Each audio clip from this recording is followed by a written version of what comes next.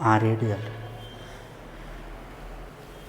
The Panini IAS academy के online platform पर आप लोग का स्वागत है। हम लोग जेट का बैच प्रारंभ कर चुके हैं और हम लोग स्रोत देख चुके हैं कि प्राचीन भारतीय इतिहास का स्रोत क्या है, वो कंप्लीट भी कर चुके हैं प्राचीन भारतीय इतिहास स्रोत को। आगे हम लोग देखेंगे कि पाषाण काल और पाषाण काल कैसे आया, पाषाण काल में का विकास कैसे हुआ, पाषाण काल से ही मानव का उत्थान कैसे हुआ, मानव कहाँ से आए लोग और मानव का विकास भी धीरे धीरे कैसे हुआ। तो हम लोग सबसे पहले जानते कि मानव का विकास ऑस्ट्रेलोपिथेकस मानव आए थे सबसे पहले, और ये दक्षिण अफ्रीका में सबसे पहले मानव का विकास माना जाता है। तो हम लोग देखें कि पाषाण काल है क्या। सबसे पहले देखेंगे कि पाषाण काल है क्या। तो पाषाण काल बोलते हैं पत्थरों या औजारों के द्वारा जलवायु परिवर्तन में जो जलवायु परिवर्तन किया गया उसी से क्या हुआ कि विकास हुआ। किसका विकास हुआ? तो ये पाषाण काल का विकास हुआ। पाषाण काल का विकास किससे हुआ? तो पत्थरों के औजारों से जो जलवायु में परिवर्तन आया, तो उसी से पाषाण काल का विकास हुआ।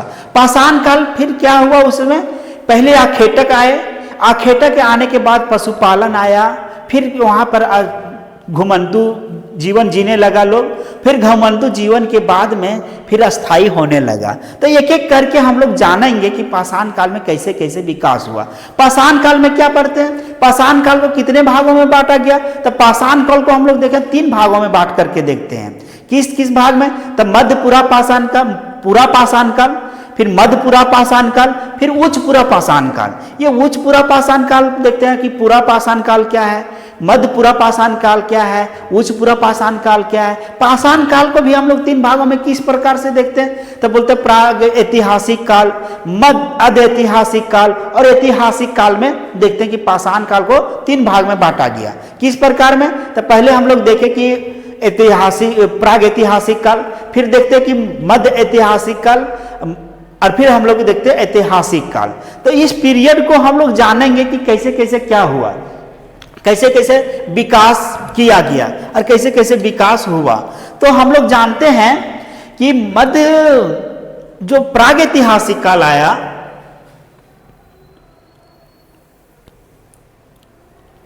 प्राग ऐतिहासिक काल क्या है? पाषाण काल का टाइम है। पाषाण काल कहने का मतलब यह है कि प्राग ऐतिहासिक काल हम लोग क्या देखते हैं कि हड़प्पा सभ्यता से पहले, मतलब हड़प्पा सभ्यता का जब विकास हुआ उससे पहले 3000 ईस्वी के आसपास, 3000 BC के आसपास में वो पीरियड क्या कहलाता है? पाषाण काल, प्राग ऐतिहासिक काल कहलाता है। लेकिन ये इसमें हम लोग इस तरह से देखते हैं कि हड़प्पा सभ्यता से पहले जो काल बीत चुका है उसे हम लोग प्राग ऐतिहासिक काल के अंतर्गत रखते हैं। फिर हम लोग क्या देखते हैं कि हड़प्पा सभ्यता में जो काल बीता, हड़प्पा सभ्यता के समय में, अवैदिक सभ्यता के समय में, उसे हम लोग अध ऐतिहासिक काल के अंतर्गत रखते हैं। फिर उसके बाद देखते हैं कि वैदिक काल या तो हड़प्पा सभ्यता के बाद के काल को ऐतिहासिक काल के अंतर्गत हम लोग बांट के देखते हैं एक एक करके। तो हम लोग यहां पर देखेंगे कि प्राग ऐतिहासिक काल, उसके बाद में हम लोग देखेंगे कि जो काल बांटा गया अध ऐतिहासिक काल, ऐतिहासिक काल। तो ऐतिहासिक काल देखिए समय पीरियड हम लोग देखते हैं, तो प्राग ऐतिहासिक काल का जो है टाइम पीरियड 3000 BC के आसपास में जाना जाता है। वही हम लोग देखते हैं कि अध ऐतिहासिक का काल, तो उस बहुत सारे इतिहासकारों में विवाद है, लेकिन मान्यता प्राप्त यही है कि 2350 BC से लेकर के 1750 BC के बीच के पीरियड को हम लोग अध ऐतिहासिक काल के अंतर्गत रखते हैं। फिर हम लोग देखते हैं कि उसके बाद का पीरियड जो है सो कुछ समय खाली जाता है। क्या जाता है खाली? देखते हैं कि 2350 BC जो है, 2350 BC से 1750 BC के पीरियड जो है ये, इसमें से देखते हैं कि 1500 BC से वैदिक काल चालू होता है। 1500 BC से वैदिक काल, तो ये 250 साल का जो अंतर है BC का, ये 250 साल का जो अंतर दिखता है, इसमें क्या किया गया ये कुछ पता अभी तक नहीं चल पाया है। लेकिन जो पीरियड हम लोग देखे वो ऐतिहासिक काल के अंतर्गत देखते 2350 से 1750 ईस्वी के पीरियड को। ऐतिहासिक काल जो है उसके बाद के जो काल है 1500 1700 आसपास 1500 के बाद काल और 600 ईस्वी बता शताब्दी ईस्वी से 600 शताब्दी ईस्वी से ये कोई इसको ऐतिहासिक काल के अंतर्गत मतलब 600 बीसी के आसपास के काल को हम लोग ऐतिहासिक काल के अंतर्गत रखते हैं। ऐतिहासिक काल जो है सो क्या यहां से साक्ष्य मिलने लगा, यहां से लिखित साक्ष्य मिलने लगा था। अब हम लोग यहां पर देखते हैं इसी को पीरियड में क्या बांटते हैं कि पाषाण काल जो है इतिहास का, इसमें हम लोग देखते हैं कि जो लिखित साक्ष्य उपलब्ध नहीं होता, इसको एक और तरीका से हम लोग देखते हैं कि जिसका लिखित साक्ष्य प्राप्त नहीं है उसे हम लोग प्रागैतिहासिक काल कहते हैं। उसका कोई लिपि की जानकारी नहीं प्राप्त हुई है उसे हम लोग प्रागैतिहासिक काल के अंतर्गत रखते हैं।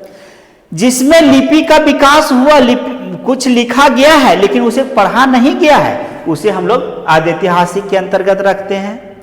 फिर जिसमें जो वो लिखा गया उसकी लिपि की जानकारी होने लगी उसको हम लोग किसके ऐतिहासिक काल के अंतर्गत रखते हैं।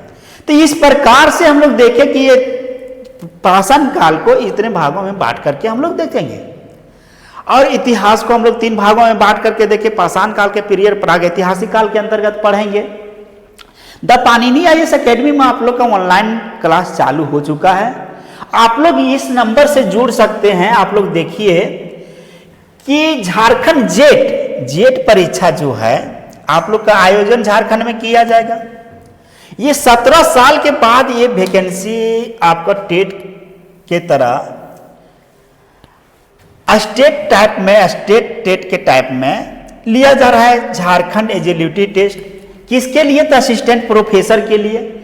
हम लोग द पाणिनि आईएएस एकेडमी में पिंटू कुमार भारती के द्वारा आप पूरा नोट्स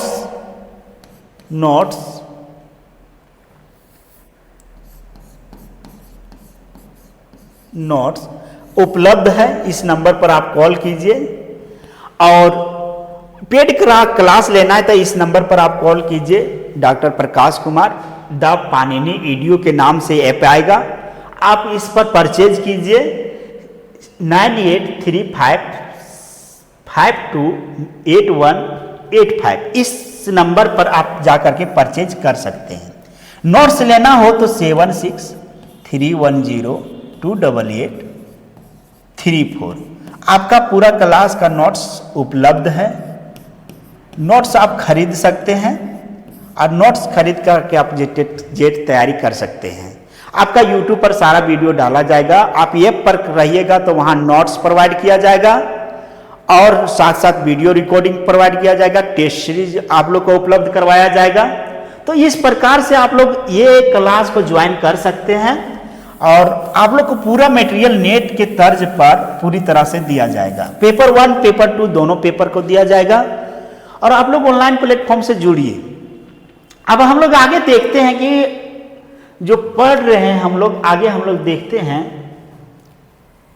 कि पाषाण काल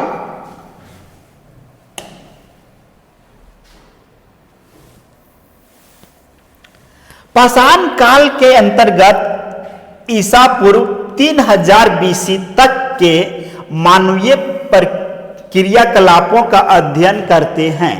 क्या बोला गया कि पाषाण काल के अंतर्गत ईसा पूर्व 3000 बीसी तक के मानवीय क्रियाकलापों का अध्ययन करते हैं। इसके बाद के काल से अद्यैतिहासिक काल शुरू होता है जिसके अंतर्गत सिंधु सभ्यता और वैदिक सभ्यता आती है। अब क्या यहाँ देखिए पाषाण काल के अंतर्गत किसका 3000 बीसी तक का मानवीय क्रियाकलाप को अध्ययन हम लोग करते हैं। कहने का मतलब ये है कि पाषाण काल में जो मानव का विकास हुआ तो एक अचानक मानव का विकास नहीं हुआ है, क्योंकि हम लोग जानते हैं इसके बारे में कि सबसे पहला मानव का जो साक्ष्य प्राप्त हुआ वो दक्षिण अफ्रीका में ऑस्ट्रेलोपिथेकस मानव का प्राप्त हुआ। ऑस्ट्रेलोपिथेकस के बाद में हम लोग देखें कि जावा मानव आया, उसमें क्या हुआ कि दोनों पैरों और दोनों हाथों से चलता था लोग, लेकिन वो धीरे धीरे क्या हुआ, जावा मानव ऊपर खड़ा होकर के चलने लगा। उसके बाद में हम लोग देखते हैं कि जावा मानव के बाद में क्रो मैग्नन मानव आया। क्रो मैग्नन मानव का विकास होने के बाद में हम लोग देखते हैं धीरे धीरे होमो सेपियंस मानव का विकास हुआ है। तो ये अलग अलग जगह पर अलग अलग मानव का विकास हुआ है, इसके बारे में हम लोग जानकारी प्राप्त करेंगे आगे चैप्टर में। लेकिन इस तरह से धीरे धीरे मानव का विकास हुआ और फिर क्या होने लगा, सब बनने लगे, एक दोनों पैरों पर होमो सेपियंस मानव आते आते चलने लगा। तो इस चीजों को हम लोग जानकारी प्राप्त करते हैं कि होमो सेपियंस डायरेक्ट दो पैरों पर नहीं चल सका, डायरेक्ट नहीं आया है। पहले बंदर के टाइप में आया मानव ऑस्ट्रेलोपिथेकस, जो पेड़ों पर रहता था। फिर क्या हुआ कि वो पेड़ से नीचे उतरा कौन, जावा मानव। फिर क्रो मैग्नन मानव आया। इस तरह से मानव का विकास हुआ है। और मानव का विकास जो हुआ तो इसको हम लोग देखते हैं कि किस रूप में हुआ, तो ये पाषाण काल के रूप में हुआ और इस तरह से धीरे धीरे परिवर्तन होता गया और होमो सेपियंस मानव का विकास हुआ। आगे हम लोग देखें, इसके बाद के काल में अधैतिहासिक काल का शुरू होता है, जिसके अंतर्गत बोलता है सैंधव सभ्यता और वैदिक सभ्यता आती है। बोलता है सैंधव सभ्यता आता है और वैदिक सभ्यता आता है। किस कब आता है वैदिक सैंधव सभ्यता और वैदिक सभ्यता? तो ये आता कब, तो बोलता है अधैतिहासिक काल के अंतर्गत आता है, जहां से बोलता है लिखित साक्ष्य मिलने लगते हैं। जहां से लिखित साक्ष्य मिलने लगते हैं वहां से क्या देखते हैं, ऐतिहासिक काल के अंतर्गत रखता है। हम बोले थे कि जहां से लिखित साक्ष्य और लिपि का विकास होने लगा वो कहां, किसके अंतर्गत, ऐतिहासिक काल के अंतर्गत हम लोग रखते हैं। ऐतिहासिक काल के अंतर्गत भारत में बोलता है ऐतिहासिक काल की शुरुआत ईसा पूर्व बोलता 6ठी शताब्दी से स्वीकार किया जाता है। सही बात है कि जो लिखित साक्ष्य जो गौतम बुद्ध का जो हम लोग देखते हैं ये पीरियड, गौतम बुद्ध का पीरियड जो 500-600 बीसी का है, उस समय से हम लोग को देखते हैं कि लिखित साक्ष्य लिपियों का विकास हो गया, लोग वहाँ का लिपि को पढ़ा जाने लगा। जैसे में हम लोग देखते हैं कि सबसे पहला जो लिपि पढ़ा गया ब्राह्मणी लिपि पढ़ा गया, और किसने पढ़ा था, जेम्स प्रिंसेप में 1837 ईस्वी में पढ़ा था। तो उससे वहां से पता चलने लगता है हम लोग को कि लिपि का विकास हुआ था और लिपि को पढ़ा जाने लगा। तो ये किसके अंतर्गत रखा गया, तो ऐतिहासिक काल के अंतर्गत रखा गया है।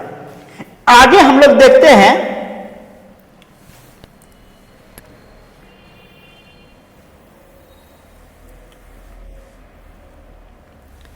प्राग इतिहास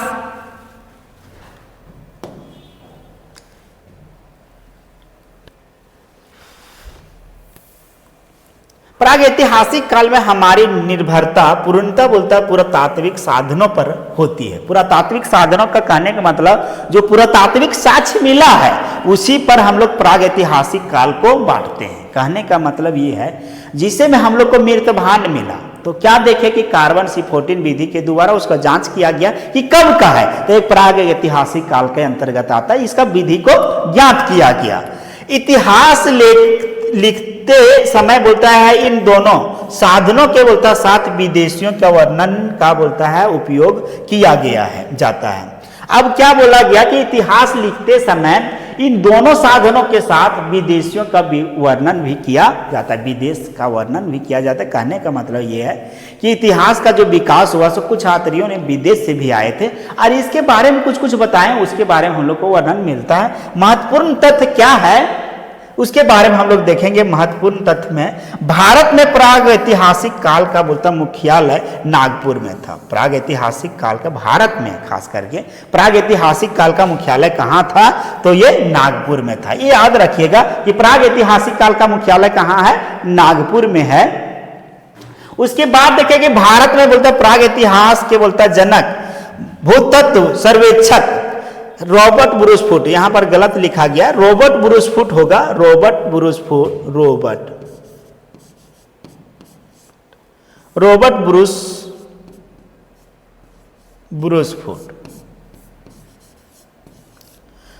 ब्रूसफुट जो है, रॉबर्ट ब्रूसफुट महोदय हैं। प्राग ऐतिहासिक काल का जनक किसे बोला जाता है, रॉबर्ट ब्रूसफुट को माना जाता है। इन्होंने बोलता 13 मई 1863 ईस्वी को मद्रास के पलवरम से बोलता पाषाण युग के बोलता पहले उपकरण को क्या बोला गया कि 13 मई 1863 ईस्वी को मद्रास के पलवरम नामक स्थान से पाषाण युग के पहले उपकरण को प्राप्त किया गया। पहला उपकरण कहां से मिला? तो मद्रास के पलवरम नामक स्थान से मिला है 1863 ईस्वी में।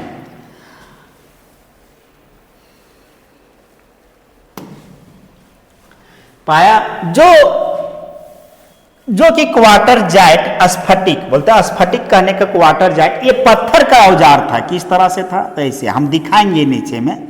ये पत्थर का औजार होता था, ऐसे होता था, पत्थर स्फटिक से निर्मित था। फुट महोदय बोलता है रॉबर्ट ब्रूस फुट महोदय, फुट महोदय लिखा गया, Robert Bruce Foote, R B Foote महोदय ने पाषाण काल के किस प्रकार के उपकरण को पाया था, इसमें विवाद है। कुछ बोलते इतिहासकारों ने हैंडेक्स मतलब कुल्हाड़ी, तो बोला जाता है कि हैंडेक्स कहां से उपलब्ध हुआ? तब पलवरम से प्राप्त हुआ है हैंडेक्स बताया। तो वही बोलता है डॉक्टर जय नारायण, बोलता है डॉक्टर जय नारायण पांडे महोदय बोलता है किलीवर विद्यारणी मानते हैं। अब क्या है कि समझिए, यहां पर कहने का मतलब यह हुआ कि हम लोग को जो साक्ष्य प्राप्त हुआ पाषाण काल में, क्वार्टर जैट क्या है? पत्थर, स्फटिक मतलब पत्थर के से निर्मित औजार है। ये कैसा औजार? मतलब कुछ चीजों को काटने के लिए स्फटिक पत्थरों का औजार का प्रयोग किया जाता था। कब? पाषाण काल में। और ये जो कौन किए थे? रॉबर्ट ब्रूस फुट महोदय जो है, ये सबसे पहले इसका उपकरण के बारे में बताए कि ये क्या है, औजार है। ये क्या है? तो कुल्हाड़ी है, हैंडेक्स मतलब कुल्हाड़ी है। क्या बताए? हैंडेक्स है, कुल्हाड़ी बताए। तो वही बोलता है डॉक्टर जो है जय नारायण पांडे महोदय, जय नारायण पांडे महोदय ने क्या बताया कि किलीवर है, किलीवर मतलब काटने का, विद्यारणी है मानते हैं। किलीवर मतलब ये ब्लेड मानते हैं, किलीवर ब्लेड मानते हैं। पत्थर के उपकरणों को बोलता है बर्ज एवं परियों का बाण कहा गया है, परियों का बाण कहा गया है। बोलता है पत्थर के उपकरणों को क्या कहा गया? पत्थर के उपकरणों को हम लोग देखते हैं बर्ज या एवं बोलता है परियों का वान कहा गया, परियों का वान कहा गया है।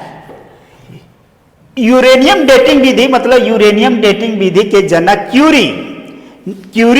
क्यूरी है, वही बोलता है कार्बन डेटिंग के बोलता है जनक एफ लीवी है। अब यहां पर समझिएगा, यूरेनियम डेटिंग विधि मतलब कार्बन डेटिंग विधि, कहने का मतलब कार्बन डेटिंग C14 विधि जो कहते हैं हम लोग, इसके माध्यम से कोई भी जीवाश्म को हम लोग ज्ञात करते हैं। कहने का मतलब यह हुआ, कोई आदमी 2000 साल पहले मर गया है, उसका हड्डी अभी उपलब्ध हुआ। इस हड्डी को क्या किया जाएगा? एक प्रशिक्षण के द्वारा शोध के द्वारा कार्बन C14 की विधि का प्रयोग करके, कार्बन C14 विधि का प्रयोग करेंगे और उसको देखेंगे कि कार्बन का ह्रास कितना हुआ है। क्या करेंगे कि कार्बन का ह्रास कितना हुआ है, और इसके माध्यम से हम लोग जानेंगे कि ये कब मतलब कितना कार्बन का ह्रास हुआ है। तो इतना कार्बन का ह्रास हुआ कि मतलब इतना साल पहले का ये उपकरण होगा। मतलब कोई भी घर उपलब्ध हुआ, मृतभांड उपलब्ध हुआ, सिक्का उपलब्ध हुआ, जो भी चीजें उपलब्ध हुआ है उसको क्या किया जाता है? कार्बन C14 विधि के द्वारा शोध में उसको प्रशिक्षण किया जाता है, और प्रशिक्षण करने के बाद में हम लोग देखते हैं कि कार्बन का ह्रास कितना हुआ, और ये कार्बन का ह्रास हुआ तो ये कितना पहले का होगा। तो इससे हम लोग पाषाण काल की जानकारी प्राप्त करते हैं। तो यहां बोला कि यूरेनियम डेटिंग विधि एक होता है, उसका जनक क्यूरी है। यूरेनियम डेटिंग विधि का जनक कौन है? क्यूरी है। वही कार्बन डेटिंग विधि बोलता है, कार्बन डेटिंग विधि का जनक कौन है? एफ लीवी है। कौन? एफ लीवी है। यहां तक पता चल गया। भारत में प्रचलित बोलता पाषाण काल की बोलता शब्दावलियां फ्रांस से ली गई है। जो भारत में बोलता प्रचलित पाषाण काल की जो पाषाण काल की शब्दावली है, कहां से लिया गया है? तो फ्रांस से लिया गया है। शब्दावली जो भी प्राचीन प्राचीन पाषाण काल का शब्दावली मिलता है, वो सब फ्रांस से लिया गया है। प्रथम एशियाई बोलता पुरातत्व सम्मेलन 1961 में दिल्ली में हुआ था। अब बोलता प्रथम एशियाई पुरातत्व सम्मेलन कब हुआ था? 1961 ईस्वी में हुआ था। और कहाँ हुआ था? तो दिल्ली में हुआ था। बहुत बहुत इंपॉर्टेंट है, 1961 में हुआ था और दिल्ली में हुआ था। कहां पर? दिल्ली में 1961 में हुआ था। तो प्रथम एशियाई पुरातत्व बोलता सम्मेलन कहां से हुआ था? 1961 ईस्वी में हुआ था और दिल्ली में हुआ था। तो हम लोग देखे क्या, सबसे पहले हम लोग देखे कि सबसे पहले किसका क्वार्टर जाट पत्थर का विकास होता है। वो क्या होता है? एक औजार होता है, उसको बोलता है, उसको क्या कहा जाता है? बोलता रॉबर्ट ब्रूसफुट महोदय ने इसका पता लगाया और ये बताया कि ये हैंडेक्स है न। तो फिर क्या बोलता कि डॉक्टर जय नारायण पांडे महोदय ने बताया कि ये क्या है? किलीवर है। क्या है? किलीवर है। फिर हम लोग क्या देखे? किलीवर मतलब विद्यार्थी। फिर पत्थरों का उपकरण को बोलता आगे विकास किया गया और इसको परियों का बाण कहा गया है। फिर हम लोग आगे क्या देखें कि बोलता है यूरेनियम डेटिंग विधि के द्वारा क्यूरी ने इसका पता लगाया था और कार्बन डेटिंग विधि जो एफ लीवी ने लगाया था। कौन? एफ लीवी ने। फिर हम लोग क्या देखें इसका कि बोलता है कि भारत में प्रचलित पाषाण काल की शब्दावली जो है सो कहाँ से लिया गया? तब फ्रांस से लिया गया है। फिर हम लोग देखें कि प्रथम एशियाई सम्मेलन जो हुआ था, एशियाई सम्मेलन 1961 ईस्वी में हुआ था और कहां पर हुआ था? तो दिल्ली में हुआ था। इतना हम लोग जान चुके हैं। आगे हम लोग देखेंगे एक एक करके।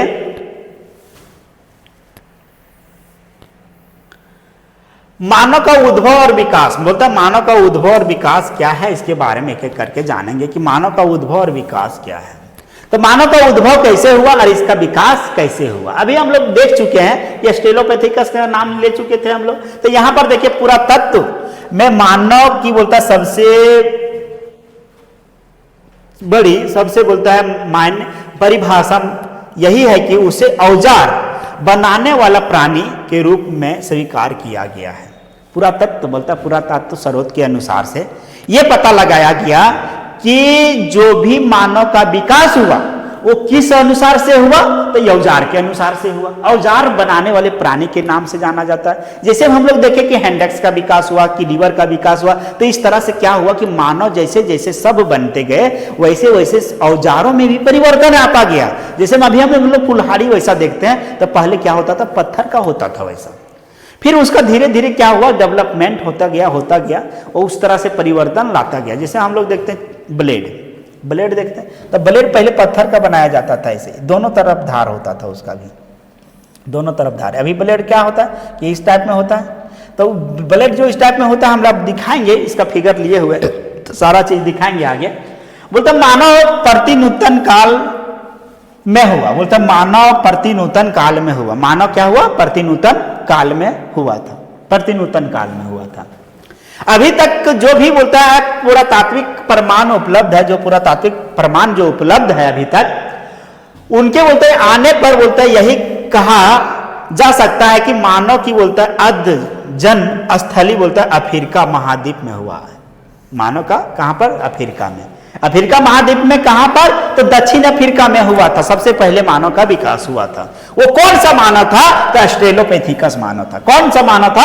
ऑस्ट्रेलोपैथिकस मानव हमारे बोलता निकटतम आदि बोलता पूर्वज है। या निकटतम आदि पूर्वज किसे कहा जाता है? तो ऑस्ट्रेलोपैथिकस मानव को कहा जाता है। ये कहां से प्राप्त हुआ था? तो दक्षिण अफ्रीका से प्राप्त हुआ था। आगे हम लोग फिगर में इस चीज को दिखाएंगे आपको। केनिया और बोलता तुर्कान झील, बोलता है केनिया और तुर्कान झील लेक बोलता रूडोल्फ, रेक रूडोल्फ से बोलता है इसके जीवाश्म मिले हैं। ध्यान तब है कि ऑस्ट्रेलोपैथिकस की बोलता ऑस्ट्रेलोपैथिकस ही बोलता सबसे बोलता है अंतिम पूर्वज मानव था। ऑस्ट्रेलोपैथिकस ही अंतिम पूर्वज मानव था। इसे बोलता है प्रोटो मानव या यद्ध मानव भी कहा जाता है। और बोलता है ऑस्ट्रेलोपैथिकस को और क्या कहा जाता है? प्रोटो मानव या फिर क्या कहा जाता है? प्रोटो मानव या अध मानव भी कहा जाता है।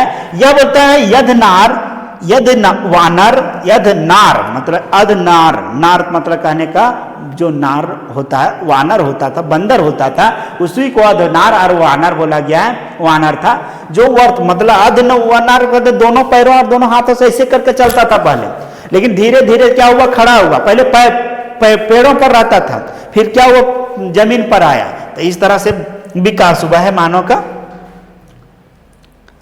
वर्तमान मानव को होमो नामक बोलता श्रेणी के अंतर्गत बोलता है वर्गीकृत किया जाता है।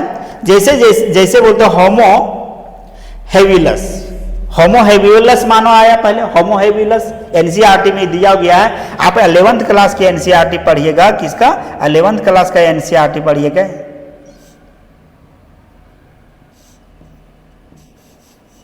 एलेवेंथ क्लास का एनसीईआरटी पढ़िएगा तो यही चीज मिलेगा कि होमो हेबियलस, होमो इरेक्टस, होमो सेम्पियंस और वो बोलता है सेम्पियंस।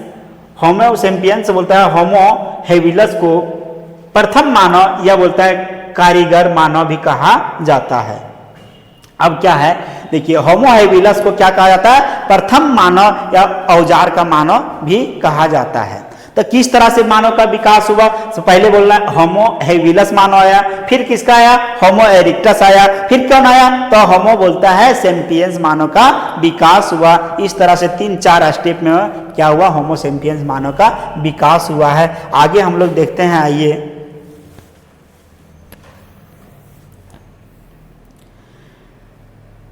यहां से हम लोग थोड़ा सा देख लेते हैं फिर से।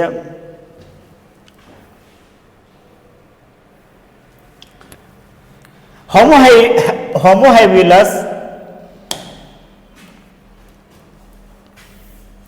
होमो हेबियलस को बोलता है प्रथम मानव या कारीगर मानव भी कहा जाता है, क्योंकि इसने ही सबसे बोलता पहले बोलता पत्थर के औजार बनाए थे। बोलता सबसे पहले पत्थर का औजार किसने बनाया था? तो होमो हेबियलस मानव ने बनाया था। कौन मानव बनाया था? होमो हेबियलस मानव बनाया था। होमो इरेक्टस ने ही बोलता सर्वप्रथम पत्थर के बोलता हैंडेक्स बनाए तथा बोलता अग्नि का आविष्कार करने वाला माना है। बोलता होमो इरेक्टस को क्या बोला गया है? होमो इरेक्टस ने ही बोलता सर्वप्रथम पत्थर के हैंडेक्स बनाए तथा बोलता अग्नि का आविष्कार करने का कार्य किया है। किसने? अग्नि का आविष्कार करने का कार्य किया। तो अग्नि का आविष्कार कैसे हुआ? अग्नि का आविष्कार जो हुआ है सो पत्थरों को टकरा करके, किसे?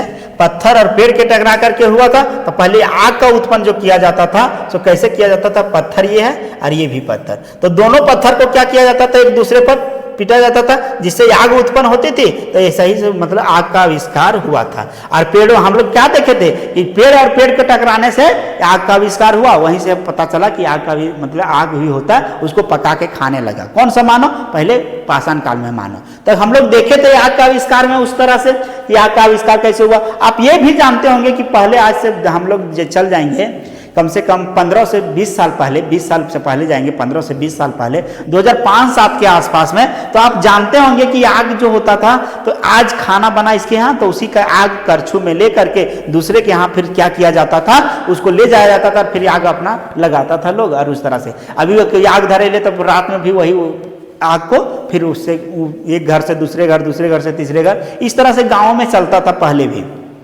अब क्या हुआ कि अब बहुत लोगों का गरीबता हट गई, तो माचिस है, लेटर है, तो ये है, फलना ढकना से आग का उत्पन्न किया जाने लगा। लेकिन पहले क्या होता था कि आग एक दूसरे के यहां से लेगा जाता था। आइए, इरेक्टस को बोलता है पेंथोथ्रेपस भी कहते हैं। इरेक्टस को पेंथोथ्रेपस भी बोलते हैं, पेंथोथ्रेपस मानव भी कहा जाता है। इसका अर्थ है बोलता सीधा चलने वाला मानव। सीधा चलने वाला मानव कौन था? कपि मानव। सीधा चलने वाला कपि मानव होता है। अब बोलता है इरेक्टस मानव को पेंथोथ्रेपस मानव भी कहा जाता है। पेंथोथ्रेपस मानव भी कहा जाता है। और पेंथोथ्रेपस मानव जो था सो सीधा चलने वाला मानव बोलेगा कि जो 2 पैरों पर चलने वाला मानव आया सबसे पहले, तो कौन था? तो ये पेंथोथ्रेपस मानव था। पेंथोथ्रेपस मानव था। कपि मानव होता था, ऋषि को कपि मानव भी कहा जाता था। होमो इरेक्टस की सबसे बड़ी विशेषता उसका व्यापक भौगोलिक विवरण था। यह बोलता है अफ्रीका से बोलता है लेकर चीन तक फैला था। और ये कहां से कहां तक था? अफ्रीका से चीन तक फैला हुआ था। कहां से? अफ्रीका से लेकर के चीन तक फैला हुआ था। कौन सा? तो ये भौगोलिक क्षेत्र व्यापक विस्तार में मतलब होमो इरेक्टस मानव का। होमो इरेक्टस मानव कहाँ से, अफ्रीका से लेकर के चीन तक। तो चीन का जो मानव था, जावा मानव कहाँ का, चीन का था। तो जावा मानव, जावा मतलब जावा चीन का था, तो वहाँ से वहाँ तक इरेक्टस से बोलता है, अफ्रीका से बोलता है। कहने का मतलब ये हुआ कि एस्ट्रेलोपैथिकस मानव से लेकर के जावा मानव तक का काल को हम लोग कपी मानव तक के काल को चीन तक रखा गया। मतलब एस्ट्रेलोपैथिकस मानव अफ्रीका और कपी मानव कहाँ आ जाएगा, चीन। तो यहाँ तक इसका विकास हो चुका था। आगे हम लोग देखो होमोसेपियंस को बोलता है बुद्धिमान मानव। होमोसेपियंस को बुद्धिमान मानव कहा गया है, बोलता प्रज्ञा मानव भी कहा जाता है। इसकी बोलता है जर्मनी के निएंडरथल से की जाती है, और बोलता है इसकी बोलता है समता जर्मनी के निएंडरथल से की जाती है। और इसकी समानता जो बोलता तुलना जो किया जाता है कहाँ से, निएंडरथल से किया जाता है, जर्मनी के निएंडरथल से किया जाता है। जर्मनी में भी मानव पैदा, निएंडरथल मानव कहाँ का है, तो जर्मनी का था। निएंडरथल बोलता है, निएंडरथल ने ही सबसे पहली बोलता है बार 100 विसर्जन किया। और बोलता है 100 विसर्जन करने का मतलब कोई व्यक्ति मर गया तो उसका विसर्जन सबसे पहले किसने किया था, निएंडरथल मानव ने किया था। निएंडरथल मानव ने। आप 11th क्लास के एनसीईआरटी पढ़िए दोस्तों, बहुत काम आएगा। सब एनसीईआरटी से ही उठा करके आप लोग को बता रहे हैं, ये आप तय रखिए। एनसीईआरटी 11th क्लास का पढ़ना बहुत टफ है। आप पढ़िए तो 5 बार पढ़िए, आसान हो जाएगा सारा, बहुत आसान भी है। उसको पढ़ के तो देखिए सारा वहीं से उठाया गया है। निएंडरथल ही बोलता है सबसे पहली बार बोलता है 100 ने विसर्जन किया था, वहां एनसीईआरटी में मिलाइएगा। अग्नि का बोलता है, अग्नि का व्यापार व्यापक रूप से बोलता है बड़े पैमाने पर उपयोग किया जा गया। लगभग बोलता है 30,000 वर्ष पहले आधुनिक मानव का विकास हुआ। तो आधुनिक मानव का जो विकास हुआ तो 30,000 वर्ष पहले हुआ है। कब, 30,000 वर्ष पहले, 30,000 वर्ष पहले हुआ है। इसे बोलते हैं होमोसेपियंस। होमोसेपियंस की संज्ञा दी गई है, और इससे क्या दिया गया है, होमोसेपियंस की संज्ञा दी गई है। और इसे आधुनिक मानव के बोलते हैं, और भी कई बोलता है नाम, जैसे बोलता है क्रोमैग्नन मानव, क्रोमैग्नन मानव, चांसलेड मानव, ग्रीमीलैंडी मानव आदि है। बोलता है इस तरह से क्या हुआ कि सबसे पहले क्या आया, होमोसेपियंस, पहले क्रोमैग्नन मानव आया, क्रोमैग्नन मानव के बाद चांसलेड आया, ग्रामली आया, फिर होमोसेपियंस का विकास हो गया। मानव का विकास का कर्म जो है तो कहाँ से आएगा, क्रोमैग्नन मानव, चांसलेड मानव, ग्रामली मानव और होमोसेपियंस मानव का विकास हुआ। अब इसका देखेंगे कि महत्वपूर्ण तथ्यों में से क्या क्या दिया गया है। तो यहाँ तक आप लोग को समझ में आया होगा, हमको विश्वास है कि आप लोग समझ रहे होंगे। आगे देखते हैं हम लोग।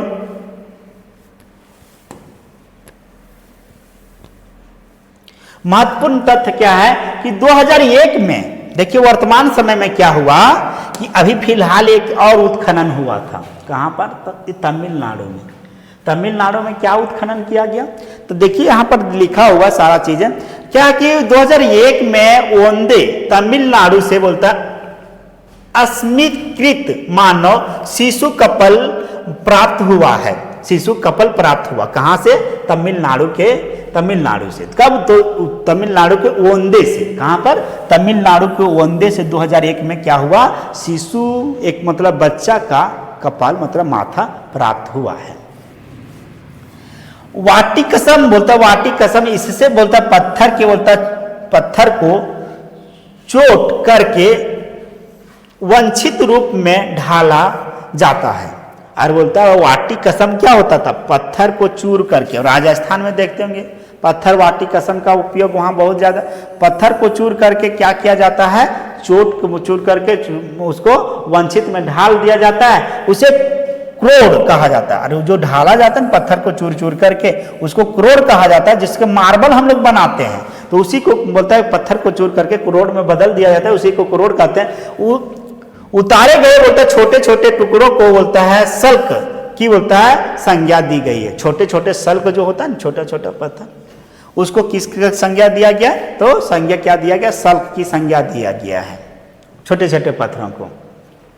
प्राचीनतम और अपरिष्कृत हैंडेक्सों की को बोलता है एबी वैली तथा विकसित बोलता है एवं परिष्कृत हैंडेक्स को बोलता है एस्चुलियन कहा जाता है। अब बोलता है प्राचीनतम और अपरिष्कृत हैंडेक्स को बोलता है एबी वैली तथा विकसित एवं परिष्कृत को हैंडेक्स को एस्चुलियन कहा जाता है। यदि पत्थर के बोलता उपकरण में एक तरह बोलता धार एक तरफ धार हो तो उसे गंडास या चापर और दोनों तरफ हो धार हो तो उसे खंडर चापिंग कहते हैं। कहने का चोपर चापिंग सांस्कृतिक कहाँ पर आया? मद्रास में। चोपर चापर संस्कृति के बारे में हम लोग आगे देखेंगे, लेकिन यहां पर हम लोग देखते हैं कि क्या बोला गया कि यदि पत्थर है, जैसे पत्थर ये है, ये पत्थर है, ये पत्थर का एक तरफ धार हो, मतलब एक तरफ धार हो, कहने का मतलब ये है कि मान के चलो ये पत्थर है तो ये पत्थर के एक तरफ धार हो, इसे एक तरफ धार हो, उसके क्या कहा गया? गंडास, गंडास कहा गया, गंडासा। लेकिन दोनों तरफ धार हो, मतलब कहने का मतलब ये पत्थर है तो दोनों तरफ धार है, दोनों तरफ इधर से भी धार है और इधर से भी धार है, तो इसको क्या कहा गया है? तो इसको कहा गया खंडक। क्या कहा गया? खंडक। खंडक को ही हम लोग क्या कहते हैं? चापिंग, चापिंग। और गंडस को क्या कहा गया? चापर। क्या कहा गया? चापर कहा गया। तो हम लोग देखें कि पत्थर का एक तरफ धार होता था उसे चापर कहा जाता था, जैसे गंडास कहते हैं, और दोनों तरफ धार होता था तो उसे खंडक कहते हैं, जिसे चॉपिंग कहते हैं। क्या? चॉपिंग कहते हैं।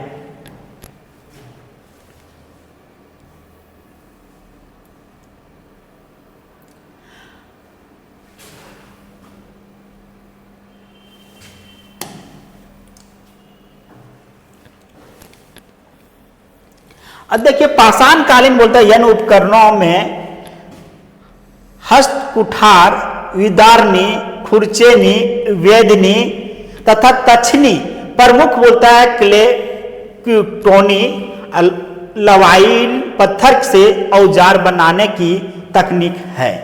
हम लोग क्या देखे? पाषाण कालीन यन उपकरणों में हस्त कुठार हो गया, विदारनी हो गया, खुरचेनी हो गया, वेदनी हो गया तथा तछनी प्रमुख बोलता है औजारों में से आता है। ठीक है, ये सारा का उपकरण का धीरे धीरे विकास हुआ। हैंडेक्स पलवरम नामक संस्थान से मिला हुआ था। हैंडेक्स के बाद में जो हुआ है बोलता हस्त कुठार, मतलब हैंडेक्स वही कुल्हाड़ी है। उसके बाद में हम लोग क्या देखे कि बोलता विदारनी, विदारनी का विकास हुआ, फिर खुरचेनी का विकास हुआ, फिर वेदनी का विकास हुआ। इस तरह से धीरे धीरे औजारों में भी परिवर्तन आता गया। अभी हम लोग देखते हैं यारी, हसुआ, ये टांगा, तलवार, ये सब का धीरे धीरे विकास हुआ। तो इस तरह से वेदनी होता था, खुरचेनी होता था, खुरचने के लिए दोनों तरफ मांस निकालने के लिए खुरचेनी का प्रयोग करते थे, वेदनी का भी प्रयोग करते थे। कौन सा औजार वेदनी है, कौन सा औजार खुरचेनी है, उसके बारे में हम लोग देखेंगे। लेकिन यहाँ से आपको औजार दिखाएंगे, नीचे में दिया हुआ है। मानव में बोलता है भारत में मानव प्रजाति, भारत में मानव प्रजाति के बारे में देखते हैं। भारत में मानव प्रजाति,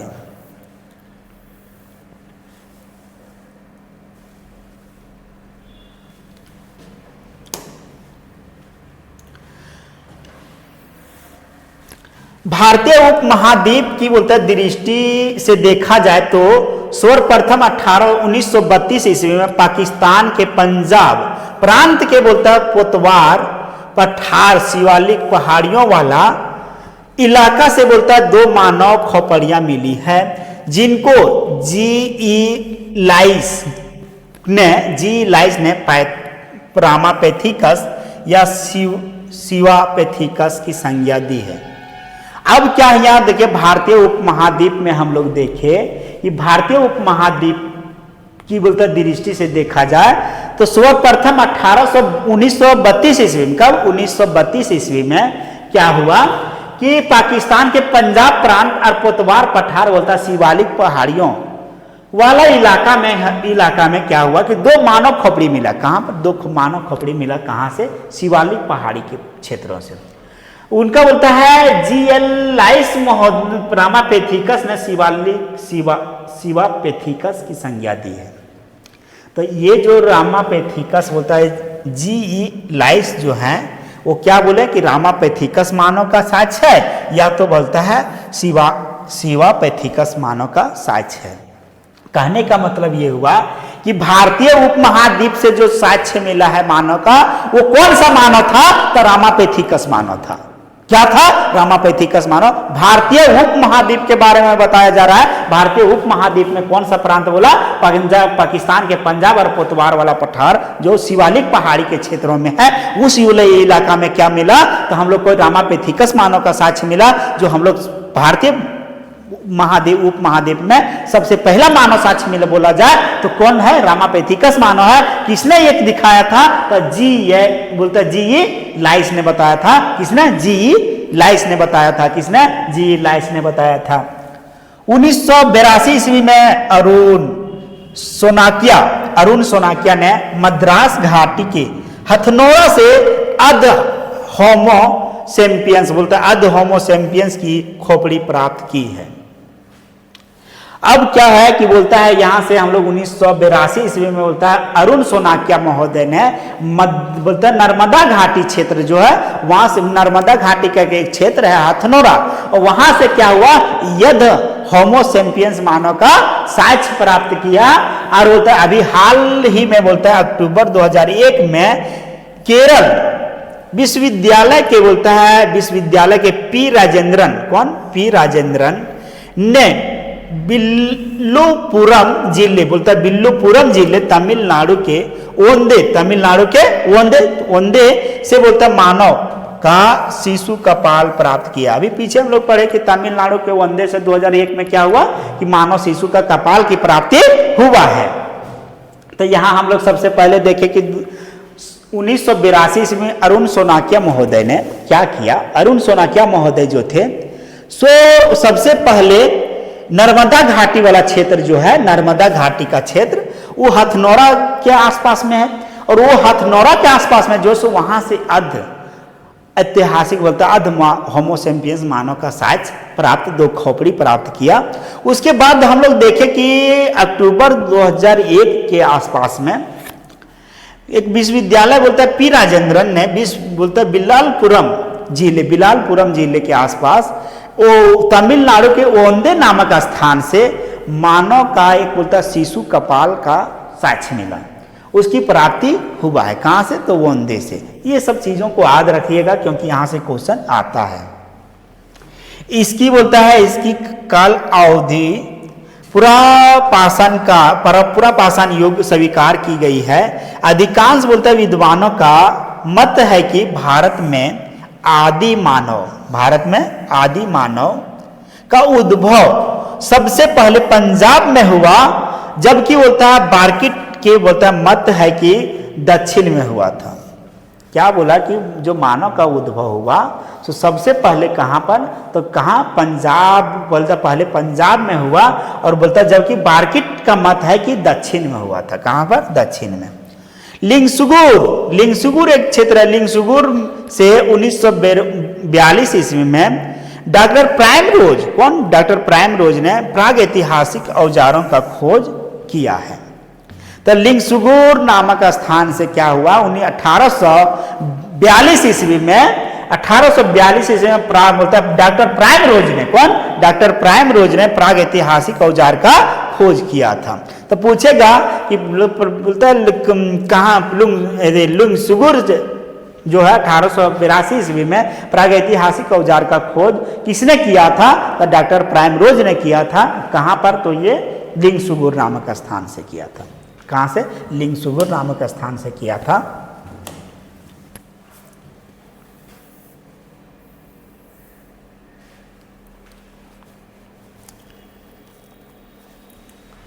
लखनऊ के बोलते बीरबल साहनी, लखनऊ के कौन? बीरबल साहनी। लखनऊ के बीरबल साहनी पुरा विज्ञान इंस्टीट्यूट के बोलता शोधार्थी ने गुजरात के बोलता कच्छ में 1,10,00,000 पुराने मानव जीवाश्म खोजे हैं। तो बोलता है लखनऊ के बीरबल साहनी पुरा विज्ञान इंस्टीट्यूट के बोलता शोधार्थियों ने गुजरात के कच्छ में 1,10,00,000 पुराने मानव जीवाश्म खोजे हैं। होमो हेबिलस ने सबसे पहले बोलता पत्थर के औजार बनाए थे। सबसे पहले बोलता है पत्थर का औजार किसने बनाया, तो होमो हेबिलस ने बनाया था।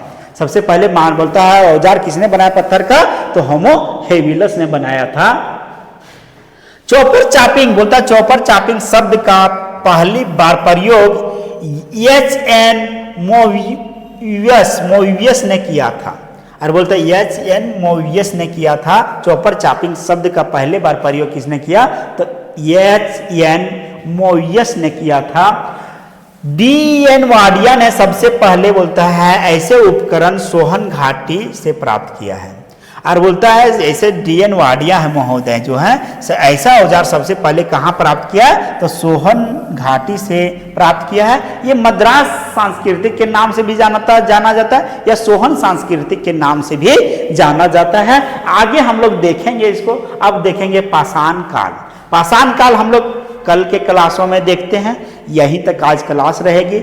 आप लोग को यही मेरा सिचुएशन रहेगा कि आज सैटरडे, कल संडे को आप लोग को टेलीग्राम पर एक टेस्ट लिया जाएगा।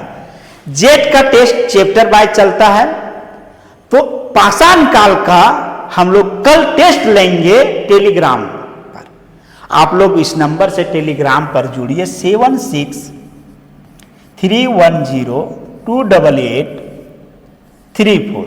इस नंबर से जुड़िए आप लोग और टेलीग्राम नंबर से जुड़िए और टेलीग्राम ग्रुप से जुड़िए। टेलीग्राम ग्रुप में झारखंड जेट टेलीग्राम पर आप सर्च कीजिएगा तो झारखंड जेट के नाम से जेट के नाम से आपका एक टेलीग्राम ग्रुप आएगा। उसमें जुड़िए और ऑनलाइन टेस्ट आप लोग दीजिए। ऑनलाइन टेस्ट दीजिए, चैप्टर बाय चैप्टर टेस्ट चलेगा। और इधर हम आपको पढ़ाते जा रहे हैं सीरियल बाय नेट के तर्ज पर जेट का क्लास को पूरा किया जाएगा। आपका झारखंड का एक जाने माने कोचिंग संस्थान द तानिनी IAS एकेडमी में आप लोग जुड़िए। आप पूरा मटेरियल के साथ में, पूरा वीडियो के साथ में, रिकॉर्डेड वीडियो के साथ में इस ऐप से अपना पूरा क्लास को पूरा कीजिए और जेट परीक्षा पास करके असिस्टेंट प्रोफेसर का मनोकामना को आप लोग पूरा कीजिए। आज क्लास यहीं तक रहती है। आप हम लोग बहुत बहुत धन्यवाद क्लास को देखने के लिए, कमेंट करने के लिए और सब्सक्राइब करने के लिए। आप लोग को ज़्यादा से ज़्यादा इस वीडियो को आगे फैलाइए। आप लोग का यही कामना रहेगा मेरा।